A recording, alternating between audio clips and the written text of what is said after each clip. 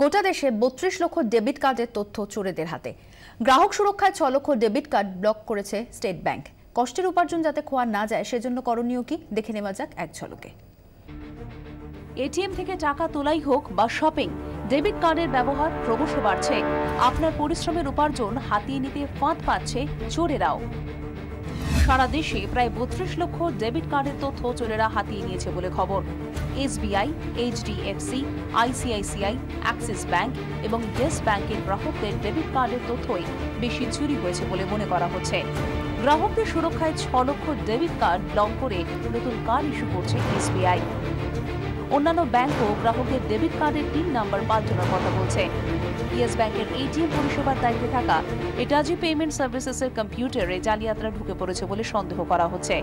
ফলে ইয়েস ব্যাংকের এটিএম এ ব্যবহার করা অন্য যে কোনো ব্যাংকের ডেবিট কার্ড থেকে টাকা খোয়া যাওয়ার আশঙ্কা। যদিও ইয়েস ব্যাংকের দাবি তাদের সিস্টেম সম্পূর্ণ সুরক্ষিত, তাদের এটিএম ব্যবহার করায় কোনো বিপদ নেই। কার্ডের তথ্য চুরির জন্য চোরেরা কার্ড কপিয়ার ব্যবহার করে। কার্ড কপিয়ারে কার্ড সোয়াইপ করলে আপনার কার্ডের যাবতীয় তথ্য তার মধ্যে চলে যায়। এরপর খালি কার্ডে ওই তথ্য ভরে আপনার কার্ডের প্রতিলিপি তৈরি করে ফেলতে পারে জালিয়াতরা। বিভিন্ন দোকানে কর্মীদের হাত করে বা রক্ষীবিহীন এটিএমে চোরেরা কার্ড কপিয়ার রেখে দেয়। এবার পিন নাম্বার দেওয়ার সময় গোপন ক্যামেরায় তা দেখে নিলেই আপনার পকেট ফাঁকা হতে এক মুহূর্ত সময় লাগবে না। বিশেষজ্ঞরা বলছেন, দোকানে এটিএম এ কার্ড সোয়াইপ করার সময় সতর্ক থাকুন। রক্ষীবিহীন এটিএম এড়িয়ে চলুন। যে কোনো দোকানে কার্ডে জিনিস কিনবেন না। কারোর হাতে কার্ড দেবেন না। পিন নাম্বার দেওয়ার সময় হাতের আড়াল রাখবেন। নিয়মিত ব্যবধানে পিন চেঞ্জ করুন।